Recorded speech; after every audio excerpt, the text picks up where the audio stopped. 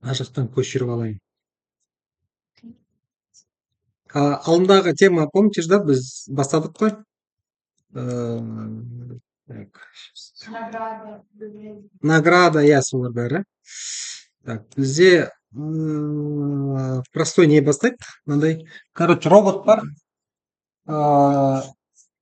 Плюс 100 и минус 100 деген нелер бар. Екі клетка бар, жететін. И мына жақта мынандай не жазсақ болады. Не у нас?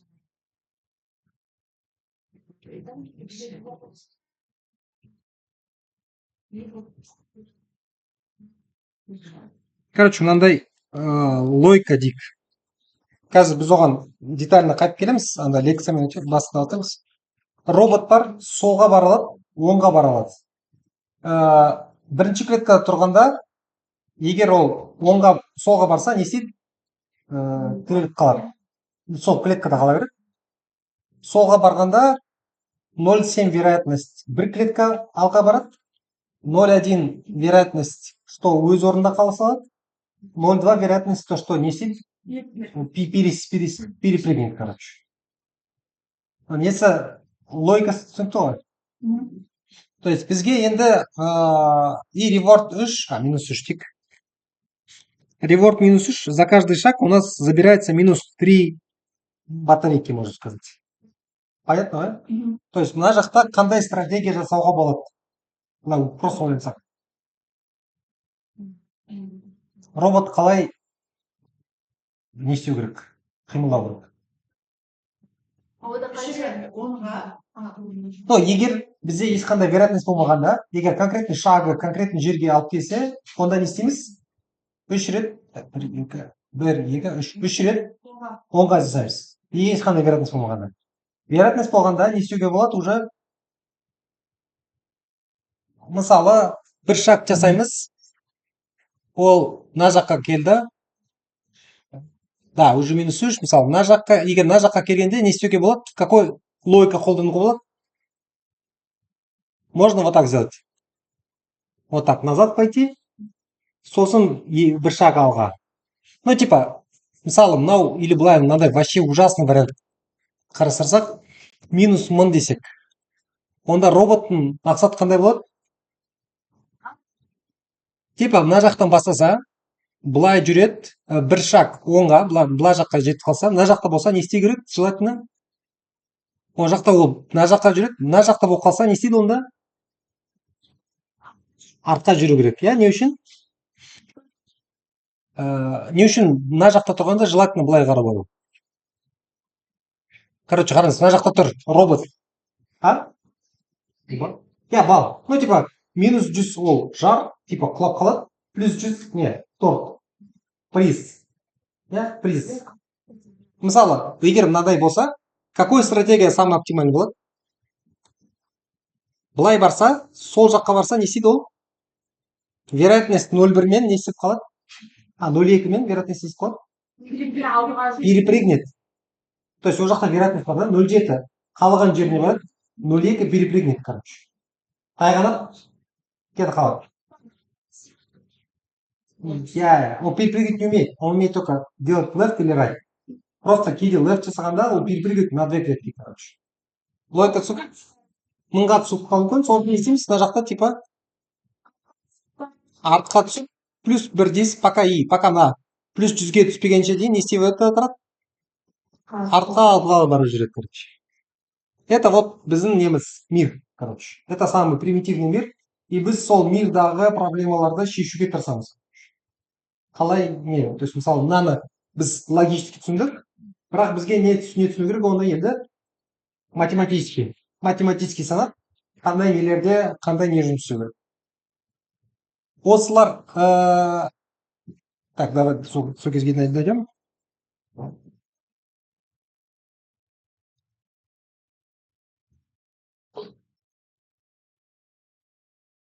Мынау жаңағы сияқты, тоже плюс 1 бар и минус 1 бар. И робот алға жүреді, и не істейді. Цель научить робота любой состоянияда қандай әрекет қылуды шешім қабылдауға үйрету формула. То есть бізге не керек? Осы әр клеткада робот қандай действие жасау керек екенін білу керекпіз. Это иә, ну типа бізге оптимальный не, ол экономический проблемалар да болуы мүмкін, там всякие карталар да тоже болуы мүмкін. Картада мысалы 21 деген ойын болса, блэкджек, естідіңіз ба? Короче, блэкджекта карта шығарасыз. Ол жақта не, 21-ге жету керек, 21-ден асып кетсе проиграли. Біздің мақсатымыз как можно больше собрать, короче. Ол жақта әр картаның несі бар, саны бар. И получается, мысалы, ол жақта точно білмеймін, мысалы сандар бар да, мысалы 5, 6, 7, 8 и валет 2 ма 3 па сондай, короче. Сол мысалы сізде 18 балл бар да, или 20 балл. Сіз егер карта алсаңыз не болады? Сіз точно проиграете. Потому что бірге тең не жоқ, короче. 19 бар, иә, мысалы 2 алуыңыз мүмкін, басқа карта алуыңыз мүмкін. Сондай сияқты сізде не болады андай какой-то бір стратегия бар да, сол стратегиямен бір сандарда сіз не істеу керексіз? Тоқтату керексіз. Бір сандарда сіз дәл шыға бересіз. Ең басында карта ала бересіз. Дәл сондай сияқты әртүрлі задание. Там есть, мен қандай мысал болып көрдім. Типа қазір мысалы бір станок жұмыс істеп жатыр. Қазір станок сынып қалуы мүмкін. Или сынбай жұмыс істеуі мүмкін. Бірақ оның несі шығару несі азаяды. И типа не стратегия, мысалы станоктың қай кезде ремонтировать ету керек, короче. Типа бір кезде, как это станоктың 90% несі ескірген кезде ол сынып қалуы мүмкін. А может быть сізде 10% несі ескірді и дальше жұмыс істеп ақша табуға болады да. Логика, примерно, понимаете? Grid World, grid деген біздің не? Клетка. Agent lives in a grid, walls block the path. Мына жақта не дейді? Стеналар бізге блокирует путь.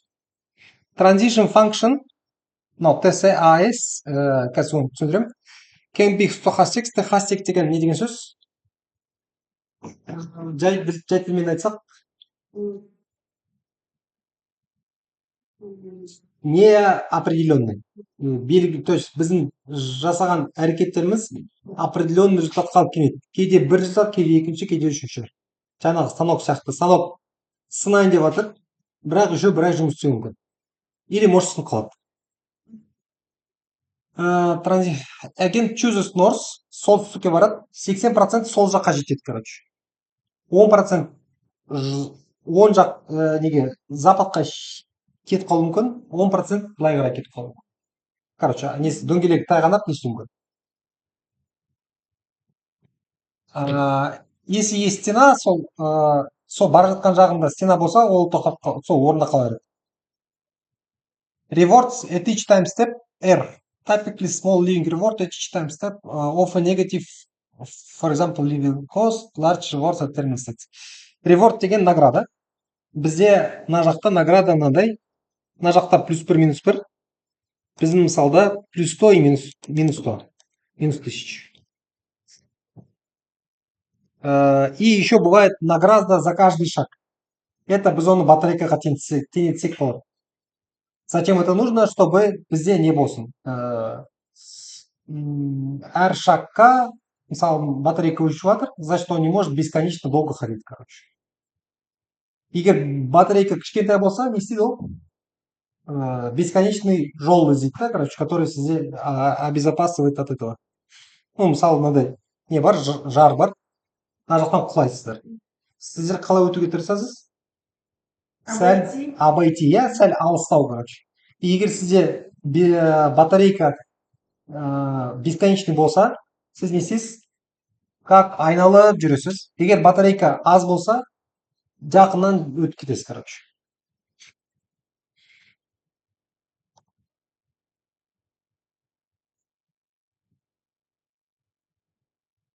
Бұл процестің аты Марков процесс. Қазір түсіндірем екен. Markov decision процесс, мынау формулировкасы, то есть проблеманың несі формулировкасы. State деген состояние. ол деген робот қай жерде тұр? Мысалы, бывает, что басқа робот, басқа нелер болады. Мысалы, такси деген примерде бізде не бар? Клиент қай жақта тұр? Это все состояние. Actions не деген сөз? Действия. Қандай действия бар біздің жаңағы роботта? Право-лево, да? Ана двухмерный да, үстіге, астыға и сол действие. Transition function показывает вероятность состояние S-тан S штрихқа A действиясымен жету ықтималдылығы. То есть, мысалы, мына состояниедан келесі мынау S1, S2 мынандай болады. И типа оған жету ықтималдылығы. Ол қанша болады? Бізде мына жақтан мына жаққа жетуге 0,7. Мысалы, мына жақтан дәл осы состояниеға қайтып келу жоқ. 0,1. Типа өз орнына қалу 0,1. Мысалы, мына жақтан мына жаққа жету 0,2. Жоқ, ол типа left деп саналады. Просто action left'тан бірінші клеткада тұрып, action left'тан кейін бірінші клеткада қалу ықтимал болады, короче. Ол сіз не істейсіз? Типа формулировка солай беріледі. Өзі беріледі. Но біз пока мынандай неде жасап жатырмыз. Біздің мир, в котором сол стандарт берілген. Дальше мы перейдем в мир, в котором что будет? Ондай стандарт жоқ. Біз оны өзіміз біліп алу керекпіз, короче. Визуально емес, через как можно узнать сол санды? Эксперимент жасаймыз. 1000 эксперимент жасаймыз, миллион эксперимент жасаймыз, и сол сандар шығады өздері, короче. Transition function, word model, так, transition function, reward function деген S шақтан A действиясын жасап, E штрихқа жеткендегі бізге келетін reward. Это обычно минус сол батарея. То есть жаңағы біз мирда көрсеттік қой, минус 3 деп көрсетеміз, а можно сделать типа суда жүргенде минус 5 болады. Оттың үстінен жүргенде минус 50 болады. Жай жердің үстінен жүргенде минус 1 деген сияқты. Reward и starter state. Start state деген не ол? Начальный state. Да, откуда мы начали. И terminal state деген? Терминал ең сол, где игра заканчивается, короче. Мысалы, мына жақта игра заканчивается қай жерде?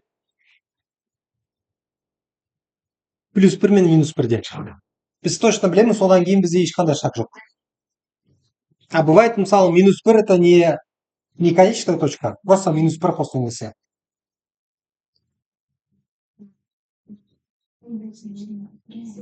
Мынау Markov деген әртүрлі нелер бар. Markov decision process бар, Markov chain деген бар, Markov еще что-то есть. Короче, в целом осы ықтималдық пен қызығушылық болса, бұл жақта Markov пен байланысты біраз әртүрлі нелер бар, короче. Ол ученый просто вокруг әлемді сондай ықтималдылықпен болжауды тырысқан. Полисидің переводы қандай? Полиция емес. Полиси қай сөзге жақын? Политика. Правило, да? То есть это правило. Но қандай правиласы бар? A policy is a function with P. Optimal policy is one that is followed, will give you maximum expected utility. Оптимальная политика, если мы ей следуем, дает нам что?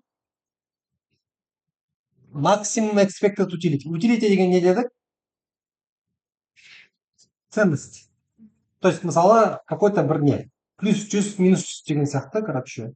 Біз оған қадағалап жүрсек, сол нені, правиланы, біз конкрет ең лучший результатқа келетін неміз, десеміз.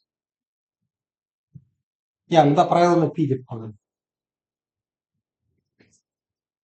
Так, каждый шагта бізге не керек? Какое-то правило, который біз постоянно соған не істеп отырсақ, ол бізді неге алып келеді? Выигрышқа алып келеді. То есть жаңағы мысалы С иә, С ең соңғы С емес, максимальный болатын. Мысалы жаңағы не сияқты. Сіз бүгін киноға барасыз, ертең файнал деген сияқты. Ол сіздің, может быть, там. Но здесь будет такое, что киноға бару в целом не істемейді, бірақ именно осы күні файнал алдында мысалы ценностьті айтады деген сияқты әртүрлі правила жасауға болады да. То есть, может быть, киноға бару тоже ол неге байланысты, то есть басқа стекке байланысты. Optimal policy, понятно, да, это оптимальные правила. Мынаған көңіл бөлейік. RS минус 0,01, это значит, за каждый шаг забирается 0,01. И плюс 1 и минус 1 алады. Неге стрелочкаларға қарасақ, что мы видим? Бірінші неге.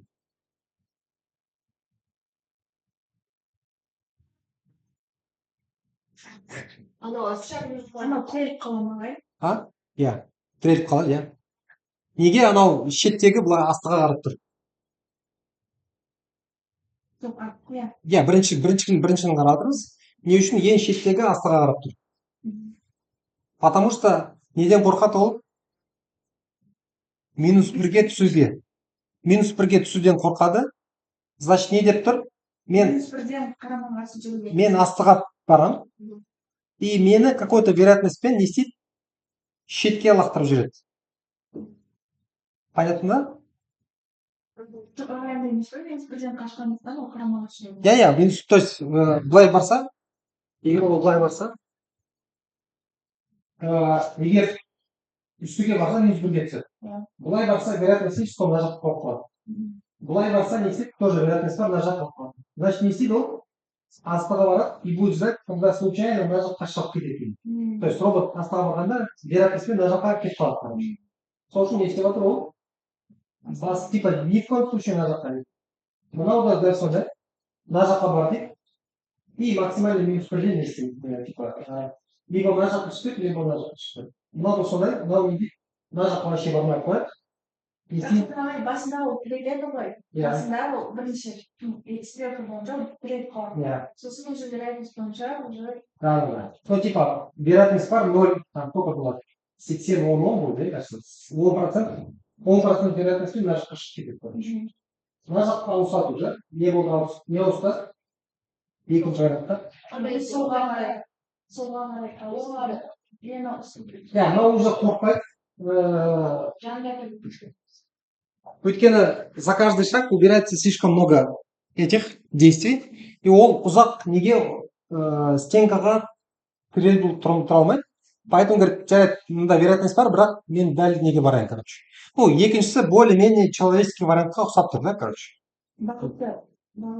Бағыт сол бағытқа барғысы келіп тұр. Үшіншісі не деп тұр? В чем разница? Бір ғана стрелочка разница. Что жоқ? Үшінші, видите, вот этот вариант. Бір ғана стрелочка, анау астындағысы. Ол просто мына жол қысқарақ деп не істеп жатыр? Сол жолмен жүріп. Мына жақ. Сол жақтан бастайды. Мынау да сол жақтан бастайды. Мынау, типа, видите, мына жақта болсам, мына жол не қысқарақ, и сол үшін мына жолмен барам дейді, да? Мына жақта қысқа болса да, бірақ мынау безопасын деп, короче, айналып өтеді. Айналып өтуге тырысады. Иә. Соңғысы не істеп отыр?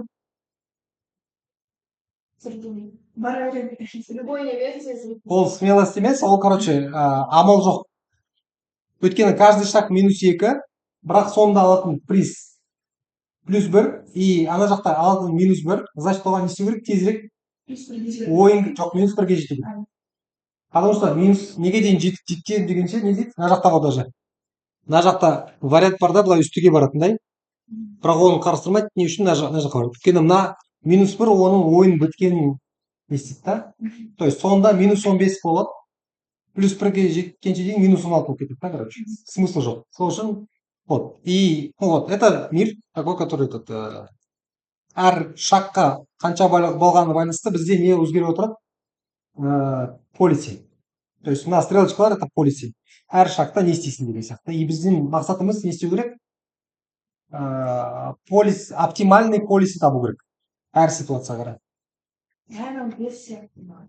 Қайсы? Осы нөл болып ма? Вес емес, әр шаққа не награда. Обычно, ну, минус болады. Может быть, плюс где-то будет, но значит, ол кезде ол не істеу керек. Мысалы, егер осы жақта плюс болса, ол не істеу керек болады? Ол айналып жүру керек та. Әр шаққа плюс болса, он должен найти такой путь, который бы его бесконечно ана терминал степке жеткізбейтін нені жүру керек та, типа былай сыртымен жүретін бір скорее всего былай болады, үстіге, сосын үстіге, астыға, и ол солай максимально сол жолмен жүргізуге, и басқа нелер не істеу керек еді, наоборот бері қарай итеру керек та. Бірақ ол жақта андай проблема бар, ол бесконечный. Біз оптимал полиси таба алмаймыз, не үшін? Өйткені несі жоқ, соны жоқ, и оптимальный несін таба алмаймыз. И мынандай нәрсе бар, типа егер приз бізде бір приз болмаса, бірнеше приз болса, онда приздарды не істеу керек болады, әртүрліше бағалау керек болады. Мысалы, какой приз лучше? 1, 2, 3, 4 или 4, 3, 2, 1? Қайсысы лучше? 1, 2, 4. Не үшін? 4, 3, 2, 1 лучше сияқты. Тезірек аласыз. Ну, ол жақта я видите суммалар бар, мысалы 9, 0, 0, 10. В реальной жизни, в реальной неде лучше всего, чтобы быстрее достиг хороших результатов, короче. Потому что әр шақ біздің вероятность, сол соңғы шаққа жету вероятность не? Азаяды. Значит, бізге как можно лучше, быстрее не табу керекпіз. Типа, кішкентай вероятность сендерге жүгір жаңасын алғанда? Да. Ну, типа, бізде 10 шақ, мысалы, жаңа алдында мысал айттым ғой, 50 жылдан кейін сізге $1 миллион берсем, не болады ол сізге?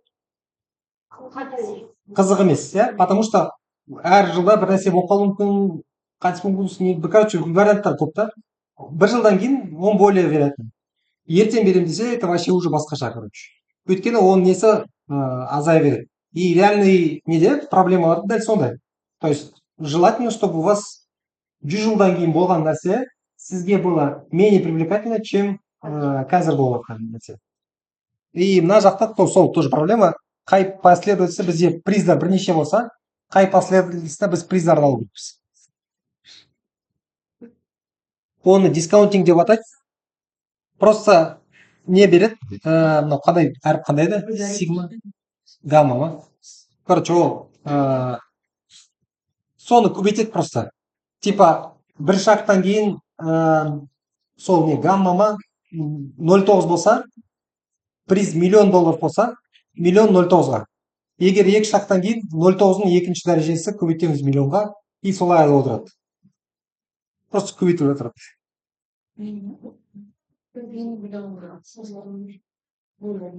Действиялар да? Так, енді бізде формула қайда?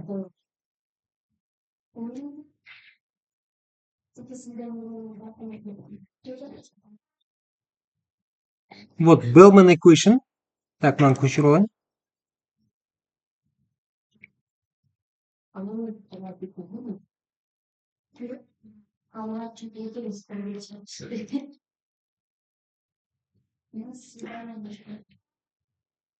Так, давайте. У нас мына формулада қандай жерлерді таныс көріп жатсаңыз? Мына формулада қандай жерлері таныс сізге? Біз алдында жаңағыда көрсеттім. Қайсы көрдік біз? Иә. Т деген не ол? Жүріп атқандағы ықтималдылық. Короче, S ситуациядан S штрихқа S ситуациядан А действиясын жасағанда S штрихқа жету ықтималдылығы. R деген не деді? Reward, -3. То есть за то, что әр шақ үшін неше аламыз. И V деген, ол қазір көрсетем. Сосын Q и V бар. То есть бізге мына жақта табу керек нәрсеміз, ол Q мен V. Қазір оны көрсетем. Сосын, то есть получается, видите, Q мен V қандай несі бар? Связь бар. Z то же самое, просто максимально. Ну, иә, правильно. то есть Q'нің максималін саламыз. Так, енді былай істейміз.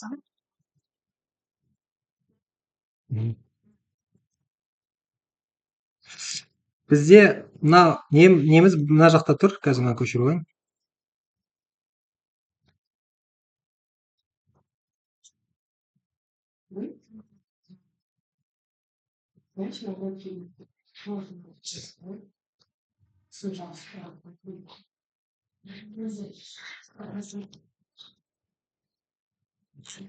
Самоцеп. Так, мынаны 0 дейміз, бірінші. Видите, мына жақта бізде 0 емес қайсылары? Терминал state. То есть, где игра бітеді, басқалары бәрі 0. Это ол біздің V-ларымыз изначально. Енді мысалы бізге не санасақ болады? Q'ді. Да? QSA. Так, мысалы Q'дан бір left десек, ол не дейді? Бізге сумма сана дейді. Давайте так сделаем. Былай істейміз. Бір состояниедан left движение жасаймыз. Бірде қалу ықтималлығы қандай?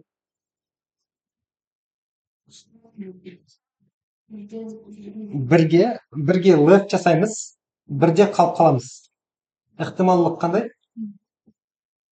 0, 1. Орнына қайтып келеді деп тұрсыз ба? иә. То есть, мына робот тұр, солға жылжыды, бірақ орында қалып қалды.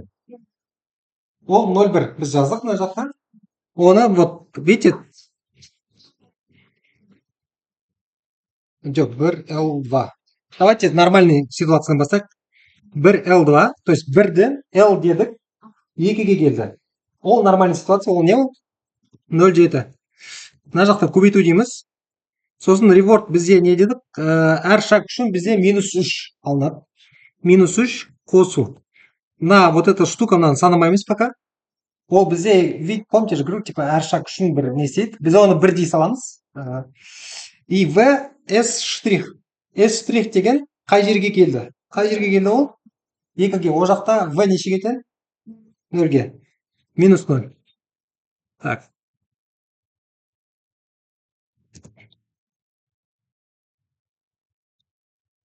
Екіншісі 1L не дейміз? Ну, 3 десек болады, иә, допустим, по порядку. 3. Значит, солға жылжыды, бірақ 3-ке несі кетті, тағанат кетті.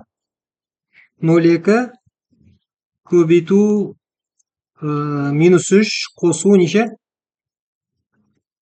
0. Ну, мына жаққа келді ғой 3-ке.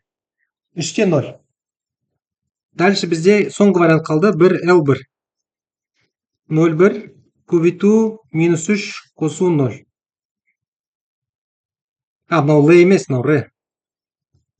Яғни. Так, и мынаның суммасы керек. Суммасы неше?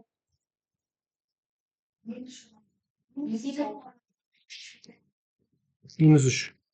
Ана қосамыз бәрін бірге, бәрі 1 болады. -3-ке көбейтеміз, -3.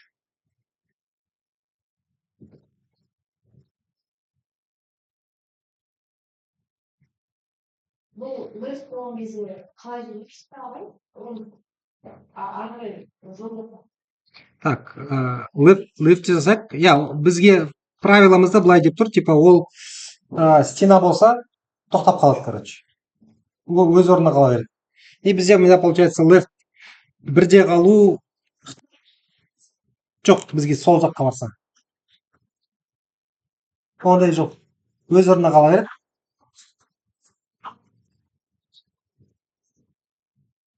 Жоқ. Короче, ол бірінші клеткада тұр ғой. Мен мына жақта тұрмын да. Мына жаққа жылжысам, не істей береді? По-любому өз орнына қала береді. Потому что тайғанап өтіп кету мүмкін емеспін, не емеспін, сол үшін не істеймін? Иә. 1 болады, иә. Бәрі мынау 1, 2, 3 қой, иә. 1 L1, 1 вероятность минус 3, 0. Өзі 0. Сол үшін не дейміз? Минус 3.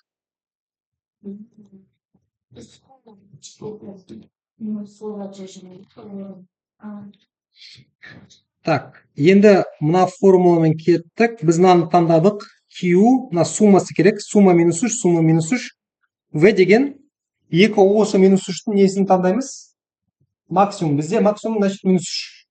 Мына жаққа не деп жазамыз? Жаңа версиясын жасаймыз.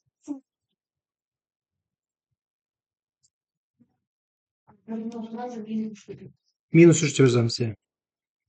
Енді, то есть бізде V жаңа шықты.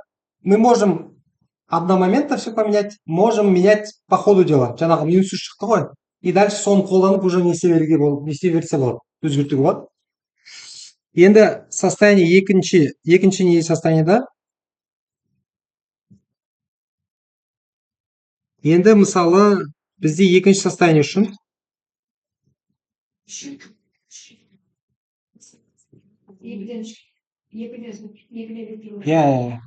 біздің потому что неміз мир сондай, да? То есть, может быть, біз какой-то басқа мир шығады, в котором плюс 1 есть, а плюс 2 есть, короче. Онда ол әртүрлі, мысалы, тез жүрсе, плюс 5-ке кетіп қалуы мүмкін деген сияқты. 2R бізде қай жерге жету мүмкін? Нормально жүрсе 3-ке жетеді. 2R қай жаққа жету мүмкін? Аттап кету мүмкін, тайғанап кету мүмкін. 2R и не істеу мүмкін? Өз орнына қалады. Вероятность дәл солай. Реворд дәл сондай. Бірақ енді не ауысты? V ауысты. Мысалы 4-те бізде не тұр? 100 тұр.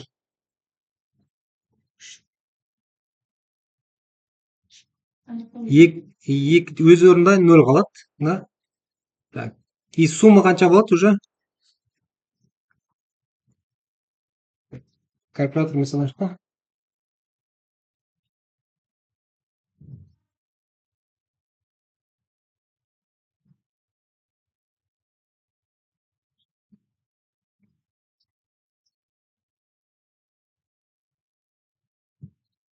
Так, біріншісі 0,7 көбейту қанша? Минус 3. Сіздер көрсін. Мына жақта жасайық. Так, бізде 0,7 көбейту минус 3. Минус 0,21, да?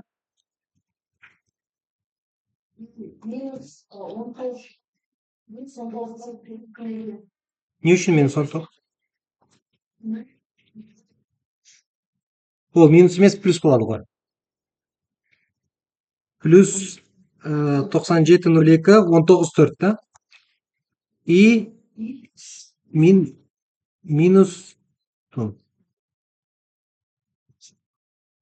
Вот так, да?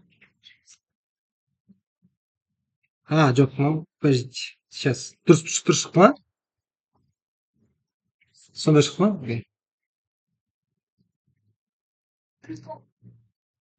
Плюс,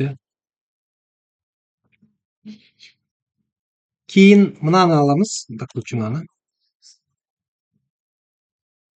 Так, 2 мынау L уже 3-ке жетпейді. 1-ге келу керек. L 2 и... жоқ, 0. Мынау 0 дейік. Мынау 2 left 2. Дұрыс қой, 0 деген бізде жоқ қой. Бізде 0 жоқ. Мынау да 1, короче. Мына біреуін алып тастаймыз просто. Өйткені ол неге кіріп кетеді? Мына жақта 0,8 болады. 0,8 ба? 0,9. 0,9. Минус 3, 0. Дәл солай. Потому что... біз уже мына жақта... минус 3-ті қолдансақ болады. L2, 0, пока өзіндікі. Сумма қанша болады? 0,9, 0. 0,54 даже. Минус 0,54 сосын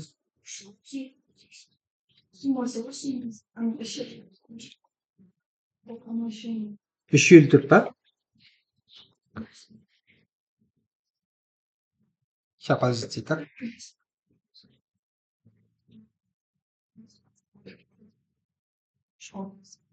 Иә, минус 3, 0,3. Да? Минус па? 0,84, дұрыс па? Окей. Значит, біз екінші клетка үшін не істедік уже? Таптық формуланы. Ол бізде енді олардың арасынан не істеу керекпіз? Максимальный табу керекпіз. Максимальный қайсысы? 18,89. И уже мынаны не істейміз? Так, мынаны толтырмадым. 18,89. Үшінші шаг жасаймыз. Логикасы дәл сондай. Ол жақтарда не істейміз? Уже бар сандарды толтырамыз. Это Bellman equation. То есть біз әр шақта қандай действиялар бар, сол әр действияны вероятность табамыз, суммасын табамыз, осы действияның нелерін.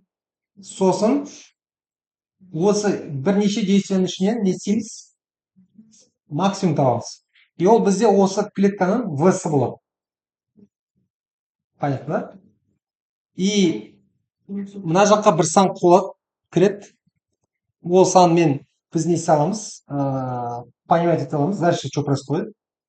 И осы действияны бір рет емес, бірнеше рет жасаймыз. Чтобы не істеу үшін ба? Чтобы толтыру үшін сандар. Өйткені мысалы сізде представьте, мынандай үлкен карта. Мына жақта бәрі 0, ең соңында плюс 100 тұр. Мына жақтан бастайсыз да. Мысалы плюс 100 мына жақта. Ең бірінші не жасаймыз ғой? Мынаның бәрі 0 болып қала береді. Үстінде ғана не болады? Сандар өзгереді, короче. Сол үшін біз не істейміз? Миллион рет осы сандарды толтырамыз.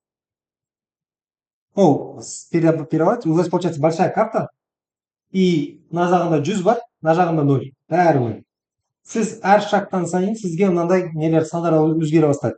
Мына жақта 97 болады, 90, 95, 94, 93 и мынаған дейін толып кетеді, короче.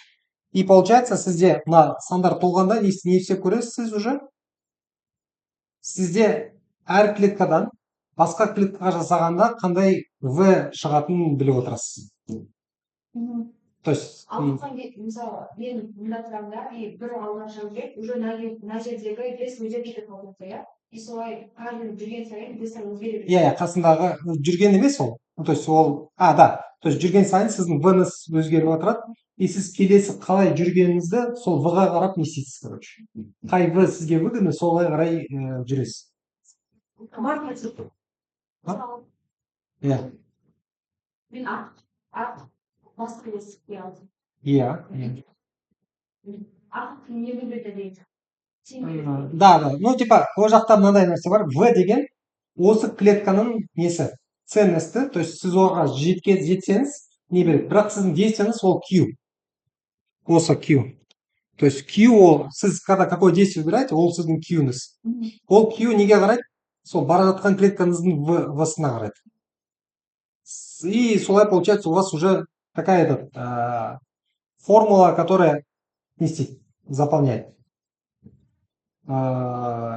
И Q ол сізге қандай әрекет етуді не істейді? Подсказывает. Сізде 4Q бар. Сол 4Q'дің несін таңдайсыз? Ең максимальный таңдайсыз да, и сол движениемен жасайсыз.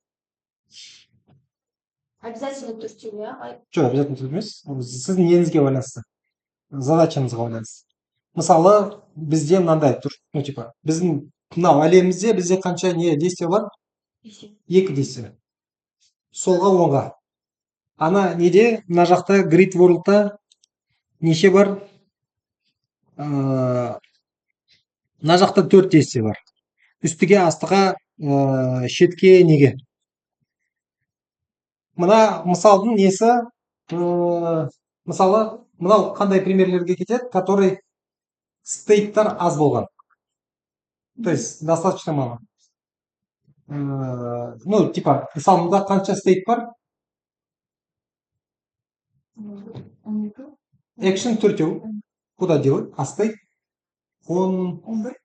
Так, мынау клеткалар саны көрейік, который без... 1, 2, 3, 4, 12 емес. 12-ден ана стенканы алып тастаймыз, ортасындағы. Я үшін алып тастаймыз. То есть, бұл анау соңғысында санасақ болады, потому что ол терминал стейт, короче. Мынау start state, получается 10, 11. Я 11. 11, иә, да, дұрыс 11. Стенканы алып тастаймыз, өйткені стенканың ішінде болу ықтималдығы вообще жоқ. Құлап қалу ықтимал несі бар, и принцип ол да стейт, конечно, мына жақта 10 стейт. Бірақ кейбір мысалдарда 10 стейт емес, 11 стейт емес, одан көп. Мысалы, сіз андай не істей аласыз. Футбол ойнатып жатсыз адамдарда, и футболист мысалы не бар? Длинный пас бар, короткий пас бар. Иә, оның несі қандай? Разницасы? Расстояние. Длинный пас деген, сіз, значит, мына жақтан пас бергенде, ол сіз допты жақындатасыз. Бірақ оның қандай проблемасы бар? Доп жетіп кету мүмкін. Басқа жаққа кетіп қалады, и вероятность, типа, оған дәлдеу, вероятность аз, короче. Бірақ оған дәл десеңіз, ол жақын тұр, короче, воротаға салады. Бірақ короткий пас деген бар, В-сы аз, бірақ точно, вероятность үлкен, короче. И мысалы, дәл солай сияқты не істеуге болады, типа. Бірақ футбольный не жасағанда не болады уже проблема? Мына мысалды қолданып көрсек, ол жақта не болады? Вероятность өзгеріп отырады. Стейттар слишком көп. Өйткені әр футболисттің позициясы ол бөлек бір стейт, да, короче. И получается, мысалы, сіз мынандай картинка тұр, мына жақта футболист, мына жақта тұр. Және жұқпандай точный допты тебу несі. Траекториясы, онда, иә, ол... Не, рассчитать-то можно, ну, типа у вас миллион раз вы можете посчитать, как он пас дает, там, типа... Все равно, ұқсамайды, иә, проблема сода. Мысалы, сізде 11 футболист бар, сізде расположением былай тұр, короче, сіз оны бір стейт дейсіз, да? Келесі рет мына вратарь сәл 1 метрге ауысып кетті, уже ол басқа стейт, да, короче. Может быть, вратарь даже сол жақта ойнап жатқан жоқ, ол паста қатысы жоқ та, бірақ басқа стейтте болған соң не істеу керек болды оны? Гол уже басқа жаққа салады. Жоқ, короче, сәл стейт уже ауысып кетті, да? Еще ол жақта 11 ойыншы, мына жақта бір ойыншы, бір не, да? И әр ненің несі өзгеріп отырады, да? Так. И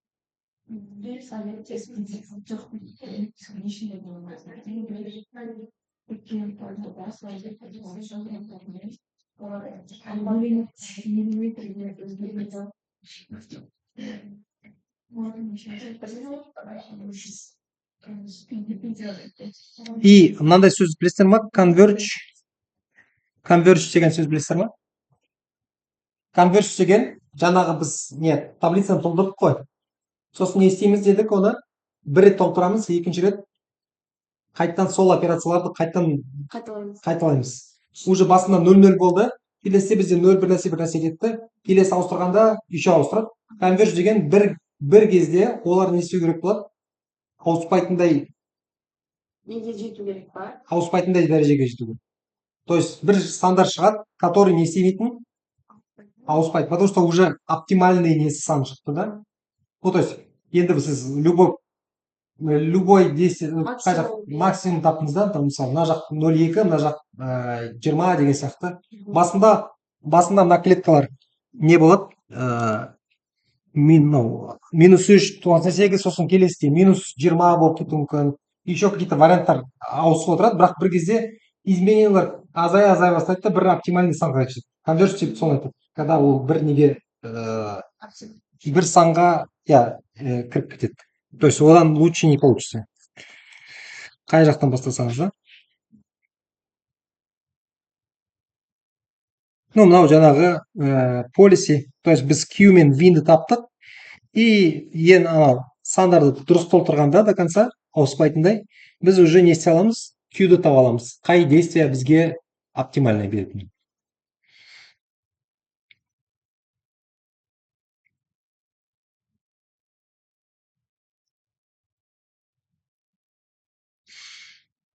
И, ну, мынау пример, то есть реальный робот сондайларда басқаша проблема болады. Ол жақта, во-первых, мына жақта біз бір нәрсе бар. Біз картаны көріп тұрмыз.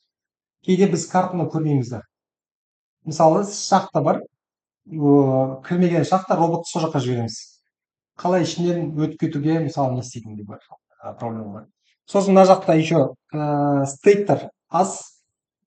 Мысалы, қалау үшін оптимальный нені транспортты қалай жіберетінімізді шешсек, ол жақта миллион миллиардтаған варианттар болады тоже.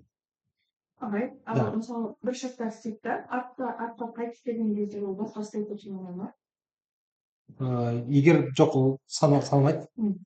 То есть егер сіздің неңіз позицияңыз өзгермесе, то есть сол позиция қала берсе, значит это сол баяғы істейді, короче. Может быть там қалай?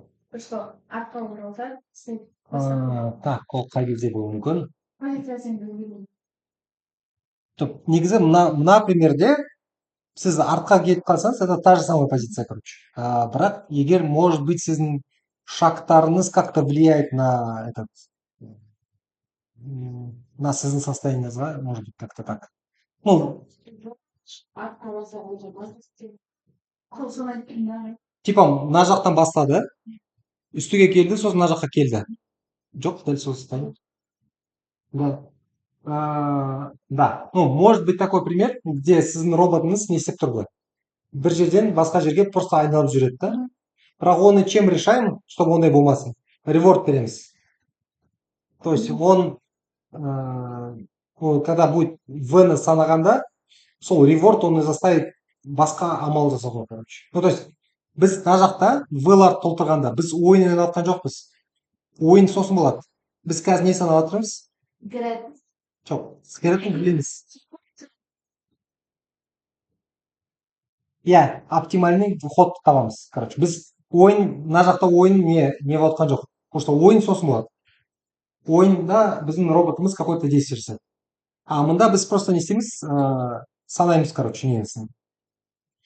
Қандай шаг бізге қандай не алып келеді. Еще мында біз не білеміз? Жаңағы айтқан сияқты сабақтың басында, что біз вероятностьті білеміз. Даже? Көп ойында не бар? Вероятность білмейміз. Сол вероятность санаудың бірнеше жолы бар. Бірінші жол қандай? Просто эксперимент жасаймыз. 100 рет роботты былай жылжытамыз. Ол бізге санайды, короче. Мына шарет мына жаққа келді. Бірақ неде обычно так тоже не хватает эксперимент. Өйткені сол үшін ол жақта reinforcement learning қолданады. То есть сіз v-ларды іздемейсіз, уже q-ларды іздейсіз. И q-лар бұрын болған, короче, нелермен жасайды да. Сосын еще ол жақта мынандай нәрсе бар. Сіздің действияңыз результатты не істейді? Предсказывать етесіз. И ұқсатасыз. Бір ситуацияны басқа ситуацияға ұқсатасыз. Ол уже машин learning қолданады. Что у вас получается бір ситуацияңыз мына ситуацияға ұқсап тұр. То есть мына жақта ұқсап тұр деген нәрсе жоқ. Сіз конкретно қай состояниеде тұрсың? Типа мына клеткада тұрсың ба, тұрмасаң басқа, типа осы несін қолданбайсың. Ол жақта дальше будем смотреть, где ұқсатып, сосын не істейді оны. Осы ұқсас ситуацияда былай істепсің, лучше былай істе деген сияқты. Сол кезде вариациялар одан көбірек болады. Иә, ол жақта вообще вариант. То есть мысалы қаланың несін транспорт дейсіз да, короче. Қалай автобустарды, қалай машинаны жүргіземін десеңіз, ол жақта миллиондаған вариант болады да, короче. Жаңбыр күн, не күн, короче, мына жақта ремонт жасап кетті, мына жақта светофор жұмыс істемей қалды, уақыт таңғы 7, таңғы 5 деген сияқты варианттар көбейіп кетеді да. И сіз соның бәрін не істеу керек? Стейттарын жазам дегенше, получается, кейбір стейттер вообще болмаған да. Соны вероятностьін білмейсіз да, короче. Сол үшін ол жақта ұқсату керек тұрсады да. Так, бүгінге